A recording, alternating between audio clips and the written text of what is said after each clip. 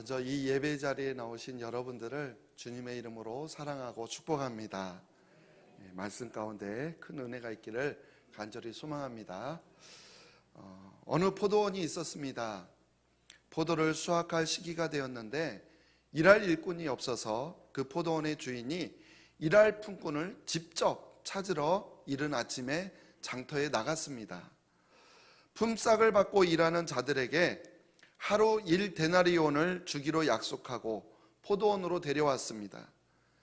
1데나리온은 당시의 통상적인 하루 품삯으로 그 당시에 로마의 군인도 하루에 1데나리온씩 받았습니다. 이스라엘에는 포도를 수확할 시기는 9월 말경이었는데 이때는 곧 우기가 시작하는 때이기도 합니다. 문제는 비가 오기 시작하면 더 이상 포도를 수확하기 어렵기 때문에 될 수 있으면 빨리 수확을 해야 했고, 그러기 위해서는 일할 품꾼이 더 많이 필요했습니다. 그래서 주인이 제3시에 나가보니 놀고 서 있는 사람들이 있어서 그들에게 일한 만큼 싹을 주기로 하고 데려왔습니다.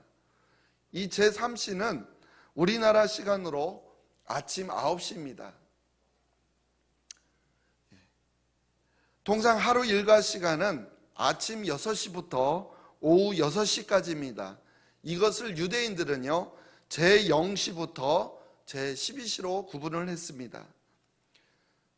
그래서 우리나라 시간으로 아침 6시가 바로 성경에서 말하는 제0시이고, 그리고 오후 6시가 바로 제12시인 것입니다. 그러므로 오늘 본문의 제3시는 아침 9시인 것입니다. 그러면 성경의 제6시는 우리나라 시간으로 몇 시를 말하는 걸까요? 12시, 낮 정오를 말하고요. 제9시는 오후 3시, 제12시는 오후 6시입니다. 이렇게 제0시부터 제12시까지, 즉 아침 6시부터 오후 6시까지인 하루 일과 중에서 아침 6시에 이어서 아침 9시에도 품꾼을 찾으러 장터에 나갔던 주인이 글쎄 낮 12시에도 그리고 오후 3시에도 장터에 나가 품꾼을 데려왔다라는 것입니다. 그런데도 놀랍게도 제11시인, 11시가 몇 시죠? 오후 5시에도 장터에 나가 품꾼을 데려왔다라는 것입니다. 우리 오늘 본문 20장 6절 말씀 볼까요? 제11시에도 나가보니 서 있는 사람들이 또 있는지라. 이르되 너희는 어찌하여 종일토록 놀고 여기서 있느냐. 아니 도대체 얼마나 품꾼이 부족했길래 오후 5시에도 품꾼들을 데리러 장터로 나가느냐라는 것입니다. 제11시, 즉 오후 5시에 품꾼을 데려오면 그들은 몇 시간 일하게 되는 것입니까? 하루 일과는 오후 6시까지니까 딱 1시간 일하고 끝납니다. 또 장터에서 포도원까지 가는 시간까지 생각하면 포도원이 가까운 곳에 있다 하더라도 1시간도 채 되지 않는 짧은 시간을 일하고 끝나게 되는 것입니다. 그 1시간도 되지 않는 시간 동안 일을 시키려고 장터로 나가 일꾼을 데려왔다? 혹시 이해할 수 있겠습니까? 그런데요, 그때 포도원 주인이 너희는 어찌하여 종일토록 놀고 여기 서 있느냐 물어볼 때요, 그들이 뭐라고 대답했냐면 20장 7절 말씀입니다. 이르되 우리를 품꾼으로 쓰는 이가 없음이니이다. 이 말씀을 보니까 또 한 가지 이해할 수 없는 것이 있는데, 그것은 자기를 품꾼으로 쓰는 사람이 없을 수는 있지만 그렇다고 해서 뭐하러 오후 5시까지 그곳에 있느냐라는 것입니다.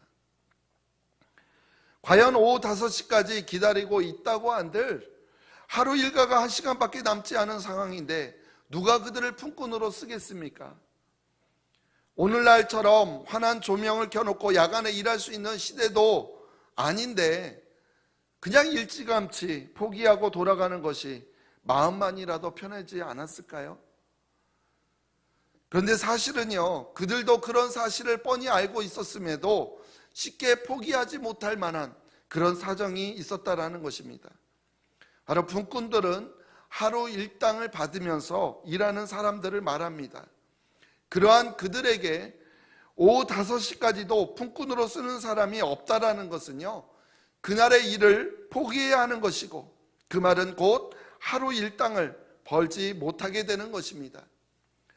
하루하루 벌어서 먹고 살아가는 그들에게 있어서 하루 일당을 벌지 못했다라는 것은 바로 그와 그의 가족들이 하루를 굶게 된다라는 뜻입니다. 그렇기 때문에 그러한 절실함이 있었기 때문에 안 될 줄 알면서도 지푸라기라도 잡고 싶은 심정으로 포기하지 않고 있었다라는 것입니다. 그런데 정말 놀랍게도 포기하지 않고 끝까지 기다린 자들에게 바로 기회가 주어진 것입니다. 기껏해야 1시간 정도 일할 수 있는 그들을 포도원의 주인이 부른 것입니다. 이르되 너희도 포도원에 들어가라 하니라. 이 말을 들은 품꾼들은 기뻤을까요? 기쁘지 않았을까요? 예. 아마도 이 품꾼들은 정말 말로 표현할 수 없을 정도로 기뻤을 것입니다. 그렇다면요, 그 품꾼들은 그 시간, 남은 1시간 동안 열심히 일을 했을까요? 아니면 주인의 눈치를 보면서 대충 시간만 때웠을까요? 잘 모르시겠습니까? 예. 1시간밖에 남지 않은 상황이지만 단 몇 푼이라도 벌 수 있도록, 일할 수 있도록 해준 것에 감사하지 않을까요? 아마 주인이 보든 안 보든 정말 열심히 일했을 것입니다. 이제 곧 날이 저물어서 일을 마치고 품삯을 주기 시작합니다. 아침 6시 처음으로 온 자들에게는 1데나리온을 주기로 약속했고, 그 이후부터는 일한 만큼 적당히 주겠다라고 약속했습니다. 그래서 주인은 청지기를 통해서 품꾼들에게 품삯을 나누어 주는데 나중 온 자들부터 주라는 것입니다. 그래서 오후 5시에 온 사람부터 해서 오후 3시, 낮 12시, 오전 9시, 그리고 맨 처음에 온 오전 9시에 온 사람들 순으로 품삯을 나누어 줍니다.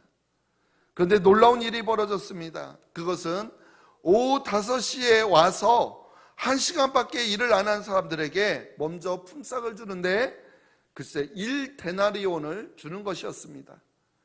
1데나리온은 하루 종일 일한 품삯에 해당하는 금액으로 누구에게 주기로 한 금액이었습니까? 아침 6시부터 일한 사람입니다. 즉 1시간 일한 사람에게 주는 품삯치고는 엄청나게 많은 품삯을 준 것입니다. 이 광경을 본 먼저 온 사람들, 더 많이 일한 사람들은 무엇을 생각했을까요? 1시간 일한 사람이 1데나리온은 받았으니까 우리에게는 얼마를 줄까? 1시간 일한 사람에게 1데나리온 줬으니 하루 종일 일한 나에게는 최소한 몇 배는 더 주지 않을까? 이런 생각하지 않았을까요? 겉으로는 표현하지 않았을지 몰라도 속으로는 더 받을 수 있다는 생각에 아마 마음이 크게 들떴을 것입니다. 그런데 오후 3시에 온 사람, 또 정오에 온 사람, 아침 9시에 온 사람, 심지어 아침 6시에 온 그들까지도 모두 똑같이 1데나리온을 주는 것입니다. 그래서 먼저 온 사람들이 주인을 원망하며 따집니다. 우리 12절 말씀 볼까요? 나중 온 이 사람들은 1시간밖에 일하지 아니하였거늘 그들을 종일 수고하며 더위를 견딘 우리와 같게 하였나이다. 그때 포도원 주인이 이렇게 대답합니다. 우리 같이 한번 읽어볼까요? 20장 13절로 15절입니다. 시작. 주인이 그 중에 한 사람에게 대답하여 이르되 친구여, 내가 내게 잘못한 것이 없노라. 내가 나와 한 데나리온의 약속을 하지 아니하였느냐? 네 것이나 가지고 가라. 나중 온 이 사람에게 너와 같이 주는 것이 내 뜻이니라. 내 것을 가지고 내 뜻대로 할 것이 아니냐? 내가 선함으로 내가 악하게 보느냐? 아멘. 오늘 말씀은 예수님께서 천국을 여러 비유로 하신 말씀 중에서 하나의 말씀입니다. 예수님께서 이 비유를 말씀하시고 난 후에 마지막 절에서 무엇을 말씀하냐면 이와 같이 나중된 자로서 먼저 되고 먼저 된 자로서 나중되리라 하시면서 이 비유의 말씀을 마치십니다. 그렇다면 천국은 나중된 자가 먼저 되고 먼저 된 자가 나중된다라는 말씀은 과연 무슨 말일까요? 먼저 우리가 마태복음에 나오는 천국은요, 모두 하나님 나라를 말하는 것이라고 했습니다. 즉 천국은 하나님 나라와 같은 말입니다. 우리가 이것을 기억하면서 오늘 말씀을 통해서 천국, 즉 하나님의 나라에 대해서 몇 가지 함께 은혜를 나누도록 하겠습니다. 첫 번째로 천국, 이 하나님 나라의 주인은 바로 예수님이시다라는 사실입니다. 천국의 주인이 누구라고요? 예수님이십니다. 오늘 본문은 아니지만 누가복음 17장 20절 21절 말씀을 한번 같이 읽어보겠습니다. 시작. 바리새인들이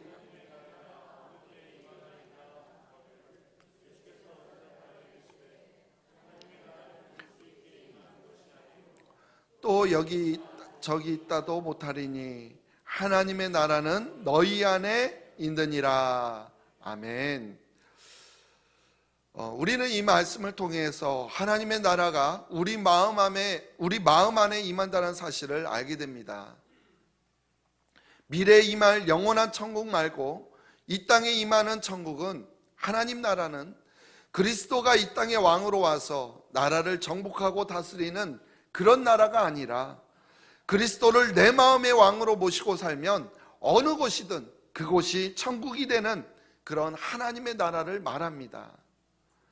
그래서 천국, 즉 하나님의 나라는 영토의 개념을 말하는 것이 아니고 주권의 개념, 통치의 개념을 말하고 있습니다. 즉 천국은 하나님이 주권으로 다스리는 나라, 하나님이 다스리시고 통치하시는 나라를 말하는 것입니다. 그래서 하나님의 다스림을 받고 있는 하나님의 백성들, 즉 그 백성들이 사는 곳은 어느 곳이든 바로 그곳이 하나님의 나라가 천국이 된다라는 그런 말씀인 것입니다. 그래서요, 우리가 예수님을 영접하고 나면 우리 마음이 참된 평안과 자유를 누리게 되고 또한 기쁨이 넘치기 때문에 천국이 된다라는 것입니다. 그래서 천국은 우리 마음속에 소유할 수가 있다라고 하는 것입니다. 저와 여러분 모두가 정말로 이러한 참된 평안과 자유를 누리는, 진정한 기쁨을 누리는 그런 천국을 누리는 우리 모두가 되기를 간절히 소망합니다. 그런데요, 이 누가복음 17장 20절 21절 말씀은요, 최소한 천국이 우리 마음속에 있다라는 것을 말하는 것이 아니라는 것입니다. 왜냐하면 예수님께서 이 말씀을 누구에게 하고 있는 것일까요? 20절 보면 바리새인들이 하나님의 나라가 어느 때에 임하나이까 묻죠. 그때 예수님께서 누구에게 대답하여 주십니까? 바로 바리새인들에게 지금 대답하고 있는 말씀입니다. 그런데요, 이 당시의 바리새인들은 외식과 교만으로 인하여서 예수님으로부터 회칠한 무덤이라고까지 지적을 받았으며 그러한 그들은 예수님을 심히 배척했다라는 것입니다. 물론 바리새인들도 예수님을 믿기만 하면 구원을 받습니다.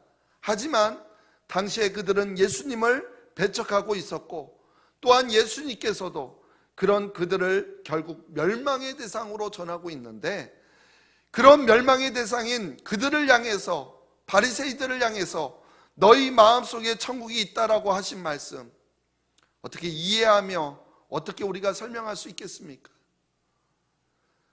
즉 여기에서 너희 안에 천국이 있다, 너희 안에 하나님 나라가 있다라고 하는 이 말씀은요, 너희 마음 안에 천국이 있다 이 말씀이 아니라 바로 여기에 있는 너희 안에, 너희 가운데, 너희 중에 지금 모인 너희 무리 가운데에 천국이 있다 이런 말씀입니다. 그렇다면 지금 그곳에, 그 가운데 누가 있습니까? 당연히 바리새인들이 있고 또 예수님의 제자들도 있었을 테고, 그리고 지금 말씀하시는 예수님이 있습니다. 즉 그 무리들 가운데 천국이 있다라는 것입니다. 그러면 그들 중에 천국이 있다라는 말은 그럼 무엇을 말하는 것일까요? 바로 예수님이 천국이라는 것입니다. 바리새인들은 메시아가 정치적으로 와서, 민족적으로 와서 그들을 구원하고, 그래서 그들만의 나라를 세워지기를 원했습니다. 그러한 그들을 향해 예수님은 하나님의 나라는 볼 수 있게 임하는 것이 아니라고 하셨고, 그래서 그들이 원했던 가나안 땅, 즉 팔레스타인 지역에서 다스릴 정치적인 나라, 세상적인 나라를 말하는 것이 아니라는 것을 지금 깨닫게 해주고 있는 것입니다. 그리고 무엇보다 주님이 함께 계시는 곳, 하나님의 주권으로 하나님이 다스리고 통치가 있는 그곳이 바로 하나님의 나라라고 말씀해주고 계시는 것입니다. 그래서 이 누가복음 17장 20절 21절 말씀은 바로 천국의 본질이 예수님이라는 것입니다. 바로 예수님이 천국의 열쇠를 가지고 있다라는 것입니다.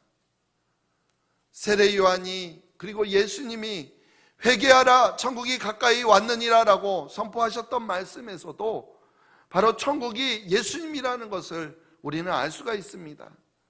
회개하라, 천국이신 예수님이 가까이 오셨다. 회개하라, 천국에 들어갈 수 있는 열쇠를 가지신 바로 그 예수님이 가까이 오셨다. 이런 말씀인 것입니다. 이처럼 천국의 열쇠를 가지고 계신 유일한 예수님, 하나님 나라의 본질이신 예수님이 우리에게 직접 찾아오셔서 우리를 그 나라로, 천국으로 초청하시고 계시는 것입니다. 바로 우리에게 천국 열쇠를 그냥 주시고 계시는 것입니다. 포도원 주인도 일꾼들이 스스로 포도원을 찾아와 주기를 기다리지 않고 스스로 일꾼들을 찾아 나섰다라는 것입니다. 바로 하나님 나라의 주인은 예수님임을 우리는 알게 됩니다. 두 번째로, 천국은 오직 그 주인이신 예수님을 통해서만 들어갈 수 있다라는 것입니다. 천국은 누구를 통해서 들어갈 수 있다고요? 예수님만을 통해서 들어갈 수 있습니다. 몇 시가 됐건 천국에 들어갈 수 있는 것은 전적으로 예수님의 초청에 의해서만 들어갈 수 있다라는 것입니다. 보십시오. 오늘 말씀인 포도원의 비유는 천국이라고 했습니다.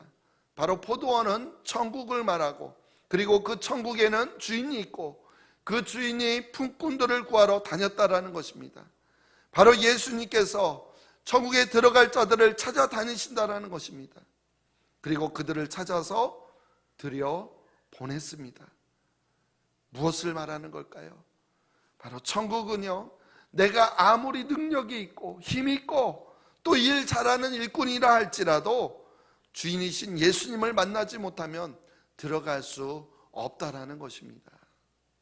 그러나 반대로요, 내가 아무리 능력이 없고 무능하고 힘이 없고 나를 일꾼으로 써주는 사람이 없어서 일자리도 얻지 못하는 그런 연약한 사람이라 할지라도, 심지어 오후 5시가 되었다 할지라도 예수님을 만나면 들어갈 수 있다라는 것입니다. 오직 포도원의 주인을 통해서만이, 바로 예수님을 통해서만이 우리는 천국에 들어갈 수 있는 것입니다. 요한복음 14장 6절 말씀 우리 한번 같이 읽어볼게요. 예수께서 이르시되 내가 곧 길이요 진리요 생명이니 나로 말미암지 않고는 아버지께로 올 자가 없느니라. 아멘. 여러 길 중에 하나가 아니라 예수님만이 바로 길이라고 말씀합니다. 예수님으로 말미암지 않고서는 아버지께, 천국에 들어갈 수 없다라는 것입니다. 바로 예수님을 통해서만이 우리는 천국에 들어갈 수 있는 것입니다. 우리 사도행전 4장 12절 말씀 읽어보겠습니다. 다른 이로서는 구원을 받을 수 없나니 천하 사람 중에 구원을 받을 만한 다른 이름을 우리에게 주신 일이 없음이라 하였더라. 아멘. 바로 예수님을 통해서만이 우리는 구원을 얻을 수가 있고 예수를 통해서만이 우리는 천국에 들어갈 수가 있는 것입니다. 마지막 세 번째로, 천국은 예수님을 믿는 자만이 들어갈 수가 있습니다. 어떤 자만이 천국에 들어갈 수 있다고요? 예수를 믿는 자만이 천국에 들어갈 수 있습니다. 천국은 아무리 주인이 찾아 나선다 할지라도 주인을 신뢰하는 자만이, 믿는 자들만이 들어갈 수가 있는 곳입니다. 나중에 부름을 받은 사람들은 맨 처음에 부름을 받은 일꾼들과 같이 확실하고도 명백한 주인의 약속은 없었지만 4절 말씀을 보면 너희도 포도원에 들어가라, 내가 너희에게 상당하게 주리라 라는 말만 듣고도 포도원에 들어가 일을 하였다라는 것입니다. 지금 1시간밖에 남지 않았는데 이거 사기 아니야? 1시간밖에 일할 수 없는데 주기는 멀죠? 못 믿겠는데? 만약에 이런 마음을 갖고 있다면 들어갈 수 있을까요? 없을까요? 그렇습니다. 아무리 포도원의 초청으로, 포도원의 주인의 초청으로 우리를 일꾼으로 초청해도 우리가 믿지 못하면 들어갈 수가 없는 것입니다. 바로 우리를 부르시는 그분의 신실하심을 우리는 믿어야만 들어갈 수 있다라는 것입니다. 즉 우리는 전적으로 예수님을 신뢰하고 그 말씀에 순종함으로 우리는 천국에 들어갈 수 있는 것입니다. 요한계시록 3장 20절 말씀 보겠습니다. 볼지어다 내가 문 밖에 서서 두드리노니 누구든지 내 음성을 듣고 문을 열면 내가 그에게로 들어가 그와 더불어 먹고 그는 나와 더불어 먹으리라. 아멘. 지금도 주님은 우리를 초청하고 계십니다. 우리는 나를 일꾼으로 부르시는 주님의 음성에 응답하며 나아가야 할 줄로 믿습니다. 오늘 말씀을 통해서, 즉 포도원의 비유를 통해서 1차적으로 우리에게 말씀하고 계시는 것은요, 바로 그 천국 하나님 나라의 주인은 예수님이시라는 것과, 그리고 그 천국은 주인이신 예수님을 통해서만 들어갈 수 있다라는 것이며, 또한 나를 일꾼으로 부르시는 예수님의 음성을 우리는 신뢰해야만 들어갈 수 있다라는 것입니다. 이것이 우리 신앙에 있어서 가장 기초 아닙니까? 그렇다면요, 이제 우리는 천국의 부름을 받은 일꾼으로서 무엇을 해야 하겠습니까? 하루 일과가 끝나는 오후 6시까지 채 1시간도 남지 않은, 이제 얼마 남지 않은 시간 동안 우리는 무엇을 해야 되겠습니까? 열심히 일하면 되는 것입니다. 우리가 할 수 있는 것은요, 그것밖에 없습니다. 그러면 어떻게 되는 건가요? 그러면 똑같이 대우를 받게 됩니다. 어디에서요? 천국에서. 얼마 남지 않은 시간 동안 우리는 열심히 일하기만 하면 천국에서 똑같은 대우를 받게 된다는 것입니다. 할렐루야. 정말 우리 모두가 오후 5시에 포도원에 들어간 일꾼처럼 오후 5시에 간신히 천국에 들어간 자들임을 깨닫고요, 그래서 주님 앞에 계산할 그때까지 우리는 남은 시간 최선을 다해서 일하시기를 바랍니다. 그렇지만 만약에요, 오후 5시에 부름받은 일꾼이 일을 하지는 않고 놀고만 있다면 어떻게 될까요? 1시간 동안 포도의 열매를 거두지 아니하고 그냥 시간만 보내고 있다면 어떻게 되겠습니까? 1시간밖에 남지 않은 상황에서 그를 긍휼히 여겨서 불러줬건만 그 은혜도 모르는 악한 사람이라고 여겨서 품상은커녕 주인의 화를 면하기 어려울 것입니다.